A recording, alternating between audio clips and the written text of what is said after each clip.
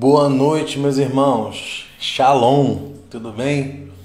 Mais uma quarta-feira que o Senhor nos entrega para que a gente possa adorá-lo, honrá-lo, buscá-lo, sacrificar em louvor a Ele. Amém?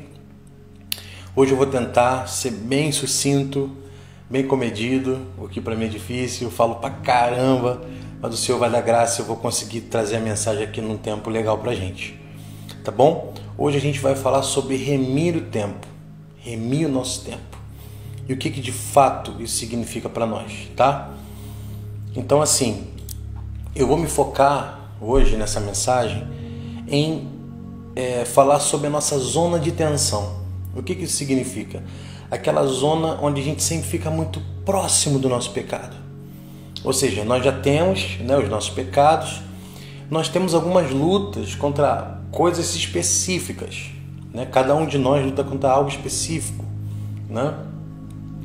Só que alguns de nós, mesmo assim, continua muito próximo desse pecado, disso que nos leva para longe de Deus. A gente não tem criado estratégia, a gente não tem feito nada para estar longe dessa zona, essa zona que nos aproxima daquilo que a nossa carne quer, tá bom?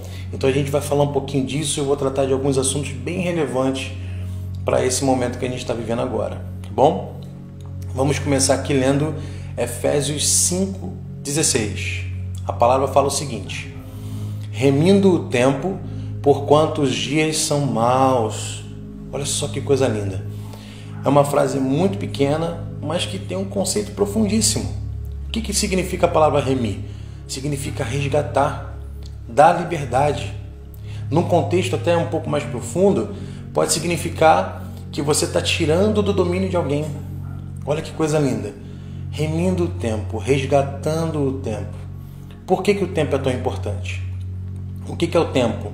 Senão essa medida de momentos, períodos, essa medida importante. Lá em Salmo 90, a palavra fala que o dia de ontem para o Senhor é como se fossem 1000 anos. E a nossa vida é uma brisa. A gente acorda de manhã, floresce e à tarde seca, murcha, morre. Então assim, se nós temos um Deus eterno e um pedaço de vida tão pequeno, mas que decide tanta coisa, porque nesse pedaço de vida tão pequeno, a gente vai decidir a nossa eternidade. Concorda comigo? Então, se nós temos esse pedaço de vida pequeno, o que a gente tem que fazer com esse pouco tempo que nós temos aqui? Tendo em vista que, em consequência desse pouco tempo que temos, toda a nossa eternidade está em jogo. Amém? Existia uma medida na Idade Média chamada momentum. Vocês sabem que a medida se calculava o tempo de maneira diferente entre o nascer e o pôr do sol, isso era um pouco relativo, tinha a caminhada da sombra no relógio de sol, enfim, muita coisa aconteceu até a gente chegar nas medidas que nós temos hoje. Mas existia uma medida de tempo chamada momentum. Ela durava mais ou menos 90 segundos. E você pode me perguntar assim, cara, por que você está trazendo uma medida dessa, 90 segundos? Gente, o que pode acontecer em 90 segundos? O que pode acontecer? Você pode falar a frase errada e perder a pessoa que você ama. Você pode aceitar o convite errado, trair quem você ama. Você pode descuidar do seu filho e acontecer um acidente. Você pode falar ou fazer a coisa errada e perder o seu emprego. 90 segundos. 90 segundos é o suficiente para você perder o tempo da panela de pressão, ela explodir, jogar a tampa para algum lugar, aquilo pode até causar a morte de alguém. 90 segundos é importantíssimo. Se 90 segundos, se esse pequeno lapso de tempo pode trazer uma consequência tão grande para a gente, imagina se você tirar uma parte do seu dia e buscar o Senhor na sua palavra, em oração, em jejum.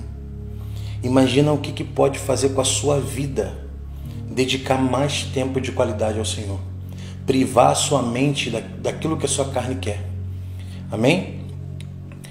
Nós vamos ler aqui em Apocalipse 12, lá no versículo 9, não é sobre escatologia hoje. E diz assim: e foi expulso o grande dragão, a antiga serpente, que se chama Diabo e Satanás, o sedutor de todo mundo. Ele foi atirado para a terra e com ele os seus anjos. Veja bem, nós vivemos num mundo extremamente sedutor. Nos seduz, a riqueza nos seduz, né? O conforto nos seduz, aquela coisa erotizada nos seduz. Vivemos numa sociedade inacreditavelmente pornográfica. Para todo lugar que você olha, você vive uma luta. Sabe? Eu às vezes estou aqui com a minha esposa, eu mostro para ela: amor, olha só, eu sigo uma hashtag, sei lá, sobre computador. Aparece gente de biquíni. Porque é isso que esse mundo quer fazer com você. Existe um domínio sobre ele. E ele quer te seduzir para longe do Senhor. E esse Satanás aqui está na cabeça dessa esfera, desse mundo todo. Jesus disse que o mundo já é maligno. E é por isso que nós vivemos sempre, o tempo inteiro, lutando contra a sedução desse mundo. Mas você precisa definir o que você quer, quem você quer adorar. Amém? Vamos ler mais uma passagem? Eu estou procurando não me ater muito às passagens para a gente poder não alongar muito o vídeo. Vamos ler aqui Daniel 2.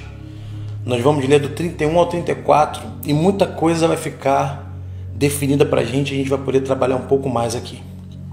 Olha só, Daniel 2, do 31 ao 34. O Senhor, ó rei, isso é Daniel falando com Nabucodonosor, estava olhando e viu uma grande estátua. Esta que era imensa e de extraordinário esplendor, estava em pé bem na sua frente e a aparência dela era terrível. A cabeça era de ouro puro, o peito e os braços eram de prata, o ventre e os quadris eram de bronze, as pernas eram de ferro e os pés eram em parte ferro e em parte barro. Enquanto o Senhor estava olhando, uma pedra que foi cortada sem auxílio de mãos humanas atingiu a estátua nos pés de ferro e de barro e o despedaçou. Aqui, continuando a leitura, ele vai falar que a estátua cai toda, todas as partes caem. Nós entendemos que existe um sentido escatológico para isso aqui. Então, fala dos reinos, inclusive do reino de Jesus que está por vir. Mas onde a gente vai se ater aqui? Nessa estátua que Nabucodonosor viu, que foi revelado para Daniel, a cabeça é de ouro. E ele entendeu que essa cabeça de ouro era a Babilônia, né? Então, assim, o que isso quer nos dizer? Olha só, vê se não parece um modelo de mundo que a gente vive. Você tem, então, pé de ferro e barro misturado, ou seja, é frágil, tem até uma certa força, mas é frágil. E não é assim que as pessoas são exploradas? Né? Eram os escravos e tantas pessoas hoje que vivem em situações bem deploráveis, bem complicadas. Mas não são essas pessoas que são a base do trabalho do mundo? Se você pega um país gigante como a China, por exemplo, onde as pessoas são praticamente trabalham em escalas de escravo mesmo, para você poder ter esse iPhone na tua mão, né? Entre outras coisas, né, que a gente tem. Então, olha o que essa estátua está mostrando para a gente. Um pré-frágil, aí vai subindo, ou seja, tem uma opressão acima dela, que é um pouco mais forte, que é manipulado por alguma coisa mais forte, manipulado por alguma mais forte, que tem na sua cabeça o modelo babilônico, porque aquele ouro significava a Babilônia. Então é o modelo babilônico de pensar, é a maneira babilônica de pensar. Então, assim, isso está transferido para tudo que a gente conhece. Menos de 10 pessoas controlam toda a indústria cinematográfica, a indústria de notícias, a indústria de entretenimento, ou seja, já entra aí a indústria musical, ou seja, tudo.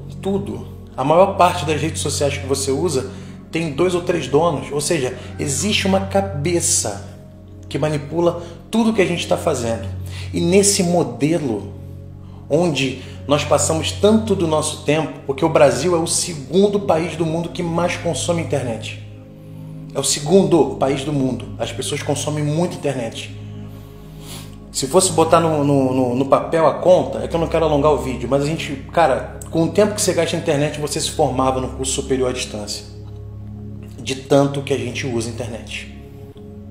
Olha o tempo que a gente dá em adoração a esse modelo, a essa cabeça, né? Porque se Jesus fala que o mundo já é maligno, nós sabemos que existe uma cabeça sobre o mundo, designando, né, o caminho das coisas. Todo o tempo que a gente dedica a isso, a gente está dedicando em adoração a Ele. Amém? Você pode achar até um pouco forte o que eu estou falando, mas na palavra do Senhor não tem sim, sim, é só sim, sim e não, não. Não tem mais ou menos. A palavra diz isso aqui, mas existe um contexto, não tem contexto. A palavra é sim e não. Deus não divide o trono. A gente está querendo que Deus fale com a gente. A gente está querendo que Deus responda a oração. A gente está querendo que Deus se manifeste. Mas a maior parte do nosso tempo a gente dá para fofoca de internet, para pornografia, para mentirada, para quer saber, disse e não disse, é novela, um monte de coisa toma o nosso tempo. E aí depois a gente quer que Deus responda a gente com qualidade. A gente olha para Jesus, a gente olha para os apóstolos, a gente olha para os grandes servos do Senhor e fala, eu quero aquilo que eles têm, mas não entrega aquilo que eles entregaram, que era tempo de qualidade, que era busca, que era sacrifício. Amém? Olha só isso aqui, olha que coisa absurda. O aumento de acesso à pornografia aumentou absurdamente, absurdamente. Já era absurdo, né? Muita pornografia. Além do mundo, você pode dizer assim, cara, eu não entro em nenhum site de pornografia, mas você está consumindo pornografia que você considera pornografia leve. O tempo inteiro na sua timeline passando gente de biquíni, passando gente de não sei o que, e você vê isso, e você vê aquilo, daqui a pouco você vê um perfilzinho, te chama a atenção, tu só clica lá, só quer saber o que é, 3 horas da manhã, tá fazendo nada. Não vai trabalhar no outro dia, tá com tempo, você vai lá e clica, pronto, meu irmão. É o suficiente para que o Espírito de Deus se afaste de você. Porque lá no teu coração Deus sabe o que você está pensando, o que você está querendo. E quando você não luta contra isso, você afasta o Espírito do Senhor de você. Olha o que vai falar aqui o diretor de uma das maiores redes de pornografia. Ele diz o seguinte, olha, como as pessoas estão de quarentena, é natural que o consumo aumente. O tempo livre causa esse comportamento. Vamos ver se ele tem razão ou não? Vamos ler aqui Romanos 12, 2. Veja bem. Não se amoldem ao padrão deste mundo, mas transformem-se pela renovação de sua mente, para que sejam capazes de experimentar e comprovar a boa, agradável e perfeita vontade de Deus. Se nós temos a mente renovada, o nosso tempo não está livre, o nosso tempo está dedicado ao Senhor. Nosso tempo de descanso tem qualidade, porque nós vamos pensar coisas de Deus, né? Olha o que a palavra nos fala lá em Filipenses 4:8. Finalmente, irmãos, tudo que for verdadeiro, tudo que for nobre, tudo que for correto, tudo que for puro, tudo que for amável, tudo que for de boa fama, se houver algo de excelente ou digno de louvor, pensem nessas coisas. Meus irmãos, sai da zona de tensão. Se você tem problema com pornografia, meu irmão, sai de rede social, diminui a sua entrada nisso, procura pegar o teu tempo e dedicar às coisas do Senhor, às coisas do seu trabalho, se qualificar. Se você tem problema com fofoca, cara, tu quer saber da vida dos outros o tempo inteiro, meu irmão, procura saber da vida de Jesus, fofoca da vida dele, é a melhor fofoca que você vai fazer. Sai contando por aí o quanto ele é bom, o quanto ele salvou a sua vida, resgatou a sua eternidade que estava para ser condenado e você não vai ser mais condenado. Sabe, se você tem problema financeiro, não pode chegar perto de um dinheiro que tu gasta, pede ao Senhor para te dar a direção, cara. Ele tem tudo escrito na sua palavra para te direcionar para uma vida de conforto, para uma vida plena. Amém? Luta contra o seu pecado e se afasta dos caminhos que te levam para ele. Não adianta levantar o seu braço. Lá em Isaías o Senhor fala, olha, eles louvam, mas da boca para fora, porque os seus corações não me adoram. Não adianta cantar, chorar na igreja, cara. Não adianta estar em todas as lives, mas o seu tempo de qualidade está sendo completamente dado à Babilônia. As coisas que a Babilônia te oferece. Daniel não aceitou os manjares. Aí você pensa, cara, eu não posso ficar longe da rede social, está tudo conectado, minha faculdade está lá, meu trabalho está lá. Daniel não aceitou os manjares. Sabe como é que foi o trato de Daniel? Faz o seguinte, me dá só legume, pá, e você vê, se daqui a algum tempo eu tiver mais magro, mais fraco do que os outros, eu vou lá e aceito comer então o manjar. Mas, se você voltar aqui e eu tiver bem de saúde e tal, então eu não preciso. Então, cara, a palavra fala que eles, sem se alimentar do manjar, estavam mais saudáveis do que aqueles outros. Por quê? Porque não aceitaram a oferta, cara, de Satanás. Não aceitaram, não é porque eles estavam na Babilônia que eles se misturaram. Sabe? Você está no mundo, mas você não precisa agir como ele. Porque o modelo desse mundo é o modelo babilônico. Satanás está na cabeça dele, não é Deus. Deus permitiu isso por causa do nosso erro lá atrás. Uma história para outra pregação. Mas foca nisso, sai da zona de tensão. Sai da onde você corre perigo de ofender o teu Deus, cara, que deu a vida por você. Amém? 15 minutos já, não quero me alongar. Sai da zona de tensão e dá o teu tempo de louvor a Deus. Um abraço, tchau, tchau.